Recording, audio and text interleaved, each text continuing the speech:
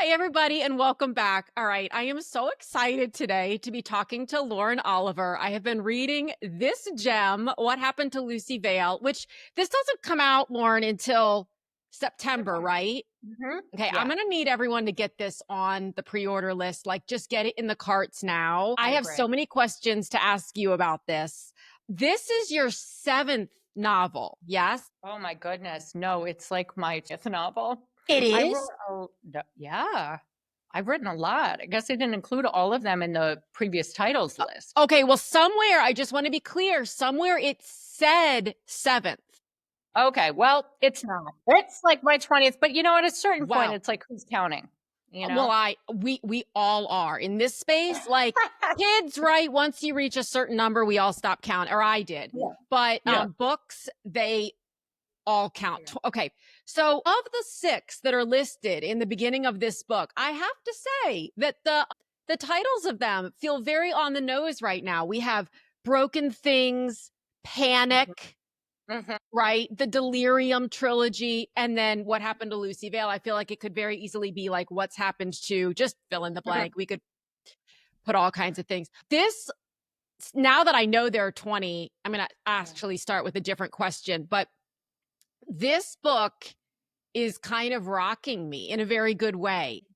This is so complicated. I need to know how you did this. So, for people who Yeah. don't know, it's multiple POV. One of the Yeah. POVs is we. So, it's a Yeah. collective. Right. And then Yeah. the collective, if you will, has these text or Yes. messenger chats. Yes. Okay, Yes. just Yes. So, should I say what the book is about? Would that go be for helpful? it. Just don't give anything Everybody away knows. because I'm Yeah. on page, I Yeah. don't know, two something. So just Oh don't. my gosh, so exciting. Yeah. What happened to Lucy Vale is very loosely speaking about two interconnected mysteries that are all linked to the same house, kind of what ends up becoming a fabled, almost like haunted house called the Yeah. Faraday House in a small Indiana town. It has a lot of there are themes in what happened to Lucy Vale. First of all, about the repetition, cyclical violence, things like that, but also about online culture in general and how we both become a kind of have become a kind of Greek chorus that narrates the realities of other people's lives and also end up then, unlike a Greek chorus, actually influencing the action and potentially playing a role that we don't ourselves anticipate.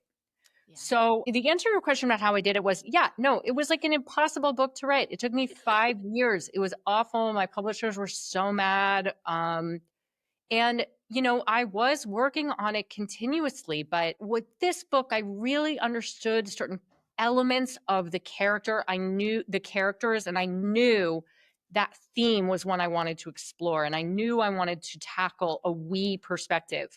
The first book I ever read from a we perspective was The Virgin Suicides. Then there was a great book by Joshua Ferris called Then We Came to the End. And those books really lit me up and I'd always wanted to tackle it and it seemed appropriate for this theme, but man, it's hard. It's so hard. And the funny thing is that so I was writing and I would draft and then it wouldn't work and I would realize that I was kind of cheating with the perspective and people knew things they shouldn't know. And Wait, what do you mean you were cheating? well, I would say, I would be writing from the we perspective, but then I would suddenly kind of be shifting into the third person perspective because I wanted to follow a certain character. And, or I would originally the we perspective was an entire grade, right? But then like there were just craft challenges of were you talking about everybody in that grade all the time whenever you used we? How did you denote subcategories? And also I was like, how would they know? I started to crave, I was like, what I really want, what would be really perfect is if there was an online technology like Twitter, but it could be private and only for a single group of people. And then somebody told me about Discord. This is like back I'm in like looking up 2020. the, And Discord's a real technology. sure. And as soon as I went on Discord, which is like a private Twitter where you can just have little communities and anybody can make a Discord, I was like, oh my God, this is the technology. Now that said, it still took me years to finish. And But I'm I mean, not like, so the names, this part I think is so, I don't know if I say interesting or fascinating one more time in a yeah. podcast, Lauren, like I need a new word. But so we've got high as a Kyle, like Yeah. their names. How fun was this? I was like, I thought this is like naming nail polish colors. Yes. Basic Rhythm, Spin Doctor, and Yes. Akash. Who's Akash? He's like cash He's cash money. money. Right. Yeah. So, and the other thing that's fun about this, but I have to do it slowly, is that much like on Discord or even in a text thread, the same person will Yes. message. So they'll say three things, but it's three right one after the other, as Right. opposed to one.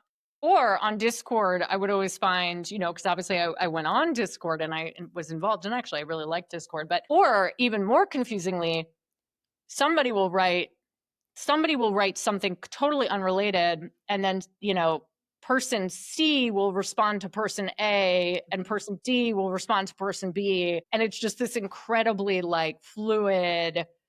chaotic, very organic exchange. And actually, I mean, I think again for this book, some books are really linear. The book I wrote after What Happened to Lucy Vale, which comes out, not this September, but next May, very linear. I picked it up, I started writing page 1.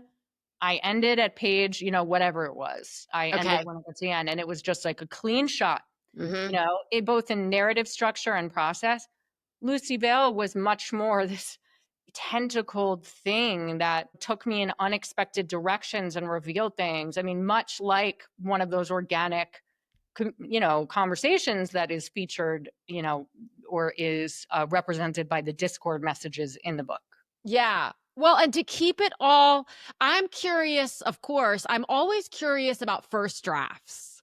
Was Mhm. this just, what was it? I don't want to put words. Was it quick, unwieldy? Like, Yeah, I mean, I wouldn't even call what I did for many years a draft. I think I did pieces.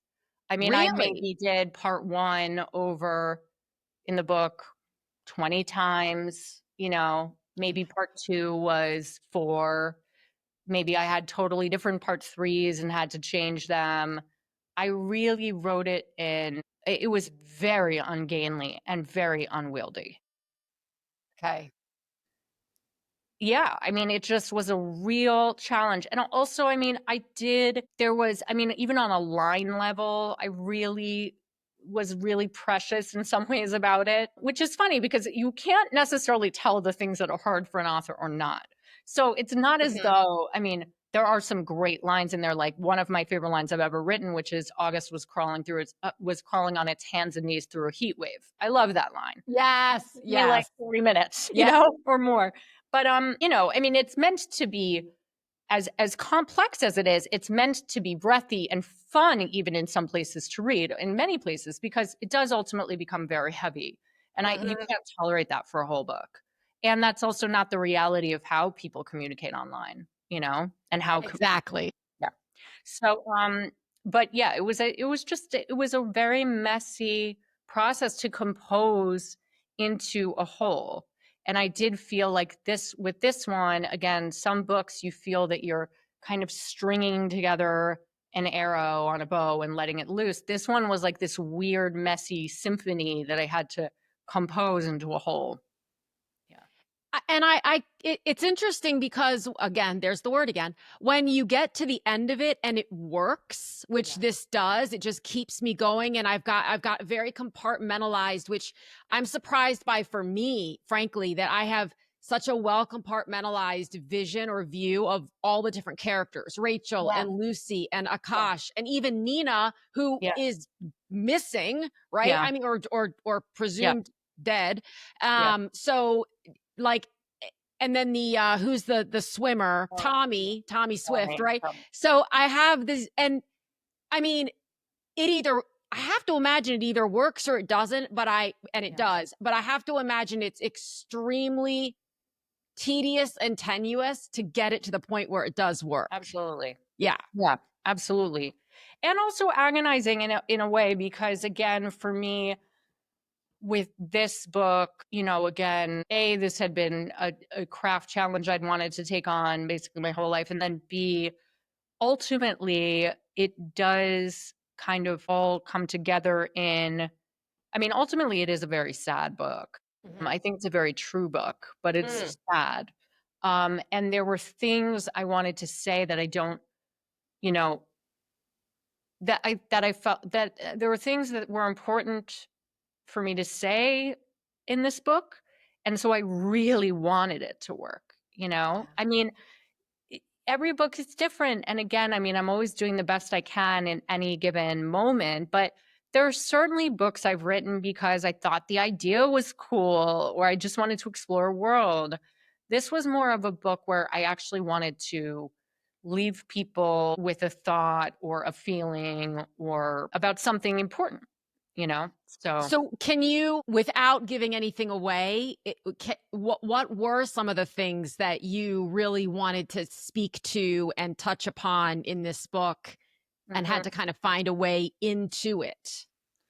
Yeah, I wanted to touch on the fact that, we kind of consume and chew people up like gossip, especially nowadays, and like content. Other people become content. They're content, and we're the heroes of the story. I also wanted that was a big theme. So first of all, one of the themes was just that you really can never truly know. You never know what's actually going on, and again, consuming something and dissecting it for content is not the same thing as considering it and really having access to truth about it. Another one was simply that, we should all be careful of the role we play in other people's stories. In other words, in our stories, we're always heroes, but it takes a lot of maturity and sophistication. And so, and the hero, almost anything is justified from the hero, right? Just watch a Marvel movie. You can kill as many people as you want. You're still the hero. But, we're not the heroes in other people's stories. We play different roles. And I think it's important to think about which ones those are to the best of our ability. Which roles we play in other people's stories. Yeah. Yeah. Wow, to some extent you can control it, but to others you can, right? Like if you actually strip away the narrative justification we give to much of why we do what we do, and you settle back into what is the actual behavior, what are we doing, right? It becomes much clearer and easier to kind of to see morally where we sit. It's making me think this is kind of give me another word. I beg of you. Interesting. Give me another one. Something. Thought provoking. Thank you so much. Okay, fine. I'm getting out the thesaurus. This is very thought provoking. Something that I am a show that I am borderline. Are you pulling up a thesaurus right now? No, I was thinking like, about it. I love you so much. I need a list. Can you just have them at the ready? Because it's going to happen again. Yeah. The show that I'm borderline obsessed with is couples therapy, which is so funny because I'm not in a couple, but I love watching the way that I don't think I ever understood that in addition to there being a therapist, there can be a behavior analyst, which is my understanding of what this doctor is. Dr. Orna. That's what she does, is helps the individuals within these couples see what their behavior is and where it comes from and why they do it. And so it's a totally different lens from which I think to look at behavior than just pointing fingers and saying whatever it is we're saying, like I fixed you, or things are your fault or my fault, whatever. Exactly. Coming from that hero perspective. Exactly. Yeah. So these things are, those things are important to me. And, this is also a basis of, this is real. I'm in recovery and have been for years. And this is the basis of recovery work, which is the belief that like the only thing you are in control of is your own action and choices. And so, for example, if somebody cuts you off rudely on the highway and then you scream out F you, you're not responsible for the one person cutting you off. That's on them. But what you are responsible for is the fact that you cursed somebody out. Right. That was your choice. That was your bad. That was your thing to make amends for. It's really interesting. It's ultimately actually a way to liberate yourself entirely from the kind of cause and effect that says, well, because this person does this to me or this happens to me in life, I'm going to do this. Right. And it ultimately is supposed to, if you practice it correctly, then you have complete freedom over choice and behavior. Well, also, it's so easy to use that as justification. Well, of course I Well, did right. this because you did this. I Exactly. have one of my dearest friends is also in recovery, and so I've heard for years. I've learned so much from her. It's Yeah. just wonderful, and the whole keeping your side of the street clean. So, Yes, that's right. it. So Keep your side of the street clean. how are you contributing to this? Yeah. Are you contributing to the noise and the anger and the Yes. ferociousness of the moment if we're speaking of Right. road rage? Or are you thinking maybe they're in a hurry, maybe someone's in labor, maybe that's what I try to do. Yeah. I Totally. try, Yeah. right? Yeah. No, absolutely. And again, I mean, if you think about it with respect to what happens to Lucy Vale, and again, it's very human. I'm not impugning anything, but if you look at online, the culture of, the online culture, Yeah. the question, are you contributing to the noise and the rage is very pertinent. Well, all you Um, have to do is look in a comment section to see that. yeah. Right. I mean, someone can post, "Good morning, it's a beautiful day." And then someone else is like, why would you say that? Yeah. Exactly. Exactly. It's like, what Exactly. is happening? Yeah. So having spent so many years in this space, what are your feelings about where the industry's going? What surprises you? What are some assumptions that people may make about your experience or your bank account? These are things that I love to, and I'm not asking you what's in your bank account. And Yeah. Yeah. and Yeah. the thing that's interesting about it too is many times people will be full-time writers and they will not disclose, not here. People are so transparent. I love it, but they won't disclose that their partner is the breadwinner or, so it's Mhm. like, I'm not asking you how you're able to do it, but I love to hear from Yeah. people kind of what's something that a lot of people think is true that isn't true, or the reverse? There's a couple of things that I would say I've observed. So one is that in order to be a very successful commercial writer, people have to know what kind of book they're going to get from you. And so you have to kind of write the same kind of books. I'm not disparaging that, it's just a thing. And Uh-huh. those are the most successful kind of branded commercial authors. I did not do that at all in the early part of my career. And so I had books that were wildly successful and books that were wildly failures, right? Because there was nothing for people to kind of follow me. Oh, I know I'm going to get this a Right. Lauren Oliver book is this kind of book. So that's just something to know. And it's also something to kind of, in a way, accept. It's like you can either accept, oh, I'm going to write whatever I want, but that means that my readers may not follow me to every book. And I'm going to have periods where I'm not selling very many books. Or you can say, you know what, this is important to me. This is also a business for me. So let me be very thoughtful about how I brand myself and the kind of books I write. And then I also think that, yeah, I used to think when I was younger that success kind of worked like a hike up a mountain. Like you just went on a straight, if you just fought your way up the steep slope. And I mean, my career has been way more like a roller coaster and also more like a labyrinthine walk through the forest. And it has taken me to really unexpected places. It's like, I mean, basically it's fine. You know what I mean? Yeah. Like it's all fine. It's So all fine. yeah, it's all fine. I have basically made my living as a novelist, although, I mean, again, I haven't, although not for really monetary reasons. In other words, I've done other kinds of writing, I've done book packaging, I've even done creative technology stuff, but that's all just because that's the kind of person I am. Like I always say, I can't break my heart in the same industry every day. Like I need to break my heart little ways and have a diversified breaking of my heart. Diversify. I am so adopting this Yeah. because, right, sometimes I think there's this I also like to do different things and they're Yeah. they're not even related all the time. Yeah, I know, I love And it, that's great. right, and so I'm going to start instead of looking at it like I'm having a problem paying attention and staying committed, it's like I don't know, does that make us masochists I mean, or I think you have to be a diversified little masochists? bit to be Yeah, an artist that's in something. general. We'd need Dr. Orna for that. Yeah, exactly. Exactly. Yeah. Yeah. And I actually think that one of the ways you explained that was really lovely, sort of the labyrinth, but Yeah. thinking of it not in terms of, oh my God, I can't get out, but Mhm. in terms of around every corner, there could be, I mean, there Yeah, could be a monster, but there also could be a really fun, that's right. unexpected connection or experience or idea, Yeah, you know? absolutely. Absolutely. I mean, Yeah. are you someone who would get, see, I would get bored writing the same. Some people don't, and that's great. That's why I Yeah. never say there's a right or a wrong, but I would get bored if I were, I think, if I were writing the exact same style.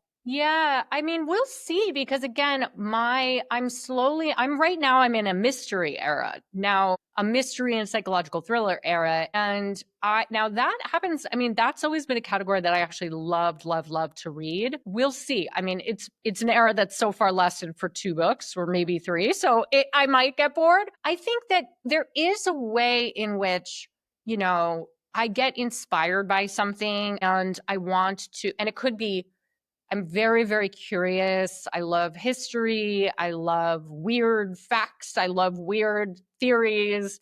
And all of those things suggest books to me in different categories. So, yeah, if it were up to me, I'd probably experiment with writing a book in every single category that ever existed. Okay.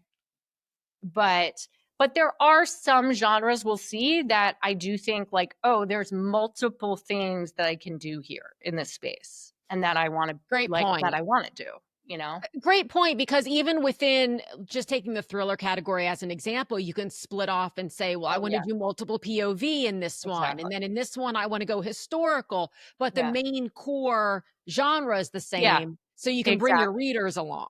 Yeah, right. If Yeah, they yeah, hate yeah. the 1800s, then that might, Yeah, yeah, right. exactly, exactly. Yeah, I mean, and even like a category like that or a category like mystery. I mean, mystery there's so many subcategories inside of something, you know? Like contemporary, it's like romance. There's so many subcategories.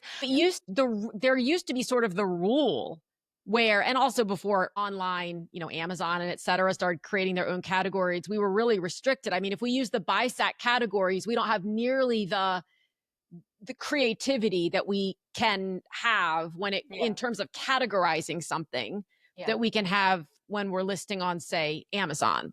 yeah, yeah, And it can go yeah. really deep. Yeah, totally. Yeah, yeah, yeah. So, last question I typically ask is, what are you reading now, or what have you read recently? Knock Okay, your socks off. speaking of mysteries, I can give 2 very different mysteries that I've read recently. And by the way, you can tell I'm like catching up on fiction reading because there was a period where I was reading tons of nonfiction, and you can tell I'm catching up on it from like 4 years ago. Okay, I read my first Harlan Coben book, Which and then one? The Boy in the Woods. Oh, okay. Yeah, which one's good? Sorry, I mean, not that that one was bad, but So, you know what's funny? You would say, which one's good? I haven't read any of them. I've okay. seen them.